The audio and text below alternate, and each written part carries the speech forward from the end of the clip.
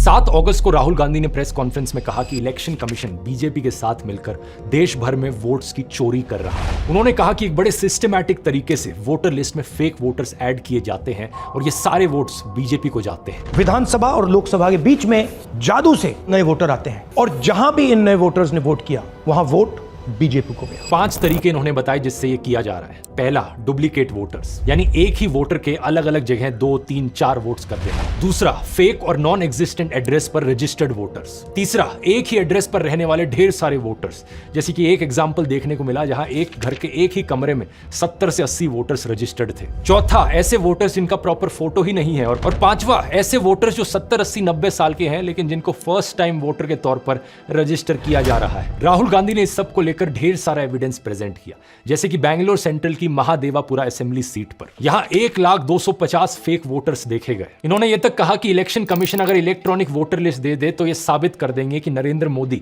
धांधली करके प्रधानमंत्री बने हैं। जब इतना बड़ा एक्सपोजे किया गया और इतने बड़े बड़े आरोप लगे तो पता है इलेक्शन कमीशन ने क्या जवाब दिया? कुछ ही सेकंड्स के अंदर वो ट्वीट करके कहते हैं कि ये एलिगेशंस मिसलीडिंग है। कोई इंक्वायरी नहीं, कोई चेकिंग नहीं, किसी एग्जैक्ट पॉइंट का कोई काउंटर जवाब नहीं, बस मिसलीडिंग घोषित कर दिया। और ऊपर से यह कहा इलेक्शन कमीशन ने कि अगर जांच करवानी है, जांच तभी होगी जब राहुल गांधी एफिडेविट पर साइन करके ओथ लेंगे कि ये सारा डेटा सही है। बताओ जरा। लेकिन कुछ मीडिया हाउसेस ने अपनी इन्वेस्टिगेशंस करी। इंडिया टुडे ने अपनी इन्वेस्टिगेशन करी जिसमें राहुल गांधी का महादेवापुर में मुन्नी रेड्डी गार्डन के हाउस नंबर 35 पर 80 वोटर्स का रजिस्टर होने का दावा सही मिला। ये 10 से 15 स्क्वायर फीट का एक कमरा था जिसमें केवल एक व्यक्ति रहता है, जिसके हिसाब से इस घर का ओनर बीजेपी से जुड़ा जयाराम रेड्डी है। लेकिन इस एक कमरे के एड्रेस पर 80 से ज्यादा वोटर्स रजिस्टर्ड थे। अब बात यहां पर यह है दोस्तों कि पहली बार नहीं है ऐसे आरोप लगे हों। दिल्ली इलेक्शन से पहले भी ढेर सारे सबूत प्रेजेंट किए थे आम आदमी पार्टी ने, जो दिखा रहे थे कि एक वोटर फ्रॉड हो रहा है। इन्होंने एक ही विधानसभा में शादरा में 11,008 वोट काटने के लिए एप्लीकेशन दी।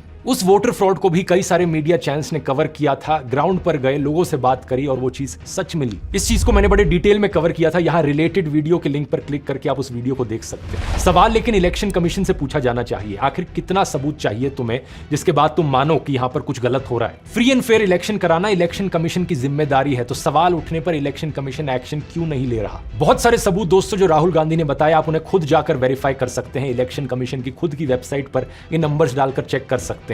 ये बात बार बार सही साबित हो रही है। और अगर सुप्रीम कोर्ट और इलेक्शन कमीशन यहां पर एक्शन नहीं लेंगे तो यहां हमारा देश एक डेमोक्रेसी है भी या नहीं?